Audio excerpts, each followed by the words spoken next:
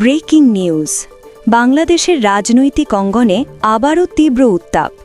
গ্রেপ্তারের শঙ্কায় সাবেক নির্বাচন কমিশনাররা। রাজনীতিতে নতুন কৌশলে ফেরার ইঙ্গিত দিচ্ছে আওয়ামী লীগ। আর একই সঙ্গে সামনে আসছে অতীতের বিতর্কিত নির্বাচন নিয়ে বিস্ফোরক অভিযোগ।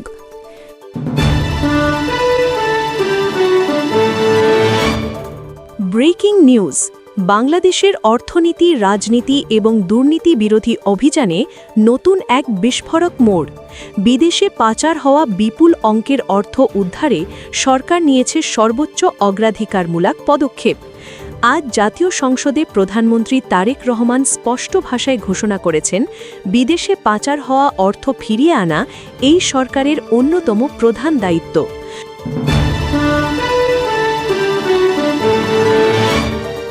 Breaking news. বাংলাদেশের রাজনৈতিক অঙ্গনে আবারও তীব্র উত্তাপ। গ্রেপ্তারের শঙ্কায় সাবেক নির্বাচন কমিশনাররা। রাজনীতিতে নতুন কৌশলে ফেরার ইঙ্গিত দিচ্ছে আওয়ামী লীগ। আর একই সঙ্গে সামনে আসছে অতীতের বিতর্কিত নির্বাচন নিয়ে বিস্ফোরক অভিযোগ। প্রথমেই আসা যাক আলোচিত গ্রেপ্তার প্রসঙ্গে। বিভিন্ন সূত্রে জানা যাচ্ছে, তৎকালীন নির্বাচন কমিশনের গুরুত্বপূর্ণ দুই ব্যক্তি ব্রিগেডিয়ার এম সাখাওয়াত হোসেন এবং সোহুল হোসেন গ্রেপ্তারের ঝুঁকিতে রয়েছেন। অভিযোগের কেন্দ্রবিন্দুতে রয়েছে তথাকথিত নির্বাচনী ইঞ্জিনিয়ারিং, যেখানে অতিরিক্ত ব্যালট পেপার ছাপানো, গোপনে ব্যালট পরিবহন এবং নির্বাচনী কর্মকর্তাদের প্রভাবিত করার মতো কৌশল ব্যবহার করা হয়েছিল বলে দাবি উঠেছে। এই অভিযোগগুলো নতুন করে সামনে এসেছে যখন কয়েকজন সাবেক সামরিক কর্মকর্তার জিজ্ঞাসাবাদে 2008 সালের নির্বাচন নিয়ে নানা প্রশ্ন উঠে এসেছে।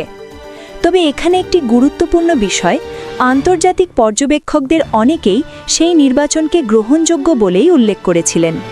কিন্তু এখন দেশের কিছু সংবাদ মাধ্যমে সেই নির্বাচনকে পরিকল্পিত বলে আখ্যা দেওয়া হচ্ছে।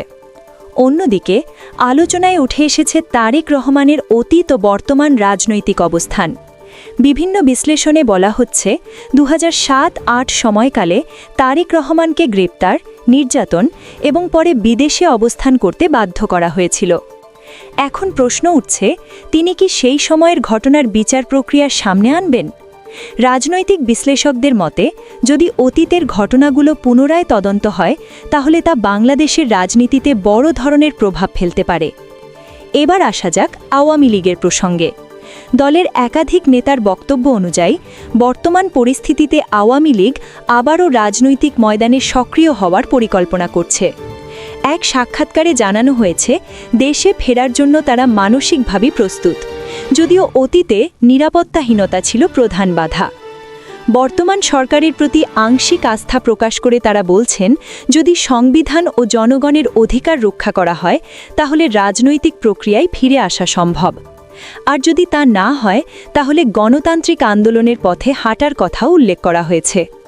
এদিকে দেশের রাজনৈতিক পরিস্থিতি নিয়ে সাধারণ মানুষের মধ্যেও তৈরি হয়েছে নানা প্রশ্ন। গ্রেপ্তার, পুরনো নির্বাচন নিয়ে বিতর্ক এবং বড় দলগুলোর পুনরায় সক্রিয় হওয়া, সব মিলিয়ে পরিস্থিতি কোথায় যাচ্ছে? Educational takeaway. গণতন্ত্রের সবচেয়ে গুরুত্বপূর্ণ ভিত্তি হচ্ছে স্বচ্ছ নির্বাচন, আইনের শাসন এবং জবাবদিহিতা। যে কোনো দেশের স্থিতিশীলতার জন্য এই তিনটি বিষয় নিশ্চিত করা অত্যন্ত জরুরি। Final call. আপনার মতামত কি? এই পরিস্থিতি কোথায় গিয়ে দাঁড়াবে বলে মনে করেন? কমেন্ট করে জানান।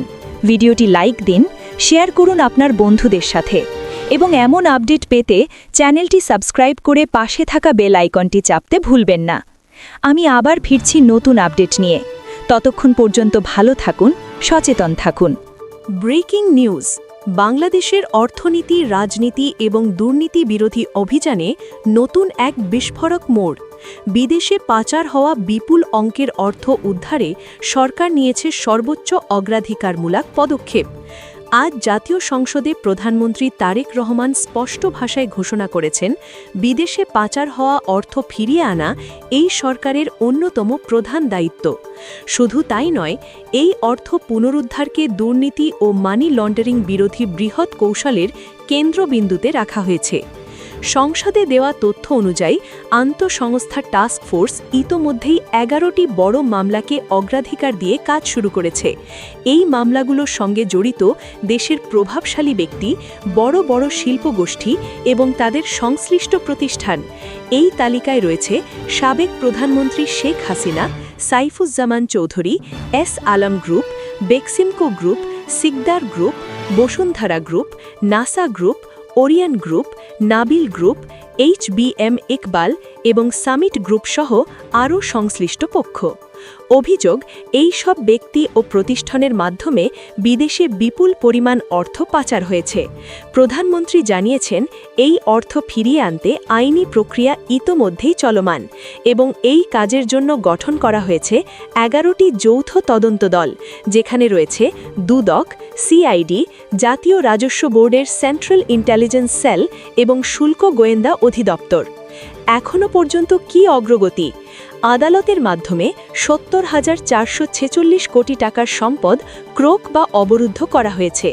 এর মধ্যে দেশে প্রায় 57,000 কোটি টাকা এবং বিদেশে 13,000 কোটি টাকার সম্পদ রয়েছে। ইতোমধ্যে 141টি মামলা দায়ের করা হয়েছে। 15টি মামলার চার্জশিট দাখিল হয়েছে এবং 6টি মামলার রায়ও হয়েছে। এবার আসল চমক, বাংলাদেশ থেকে পাচার হওয়া অর্থ শুধু 1 বা 2 দেশে নয়, ছড়িয়ে আছে বিশ্বের অন্তত 10টি দেশে। এই দেশগুলো হল যুক্তরাষ্ট্র, যুক্তরাজ্য, কানাডা, সুইজারল্যান্ড, অস্ট্রেলিয়া, থাইল্যান্ড, সংযুক্ত আরব আমিরাত, সিঙ্গাপুর, মালয়েশিয়া এবং হংকং, চায়না।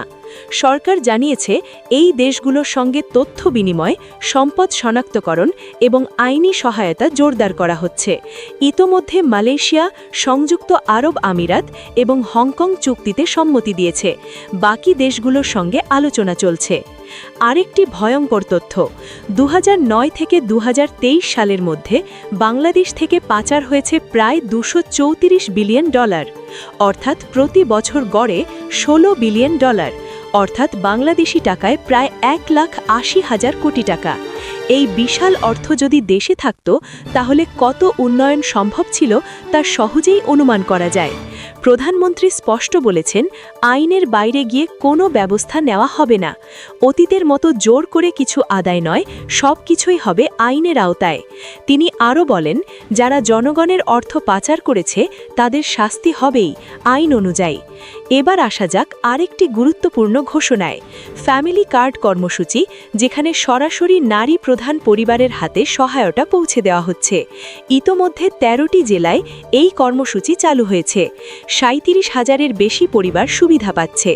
আগামী 4 বছরে 4 কোটি পরিবারকে এই কর্মসূচির আওতায় আনা হবে।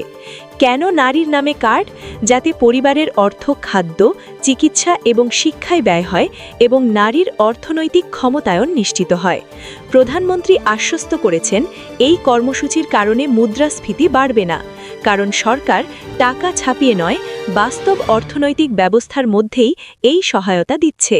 বরং এই অর্থ স্থানীয় অর্থনীতিতে প্রবাহিত হয়ে কর্মসংস্থান বাড়াবে। এডুকেশনাল টেকওয়ে, একটি দেশের অর্থনীতি শক্তিশালী রাখতে সবচেয়ে গুরুত্বপূর্ণ 3টি বিষয়: দুর্নীতি দমন, অর্থ পাচার রোধ এবং সুশাসন নিশ্চিত করা। যখন জনগণের অর্থ বিদেশে চলে যায়, তখন শুধু অর্থ নয়, দেশের উন্নয়নও ক্ষতিগ্রস্ত হয়। ফাইনাল কল টু অ্যাকশন, আপনি কি মনে করেন এই পাচার হওয়া অর্থ আসলে দেশে ফিরিয়ে আনা সম্ভব? কমেন্ট করে জানান আপনার মতামত। ভিডিওটি লাইক দিন, শেয়ার করুন এবং এমন আপডেট পেতে চ্যানেলটি সাবস্ক্রাইব করে বেল আইকনটি অন করে দিন। আমি আবার ফিরছি নতুন আরেকটি ব্রেকিং আপডেট নিয়ে। ততক্ষণ পর্যন্ত সতর্ক থাকুন, সচেতন থাকুন।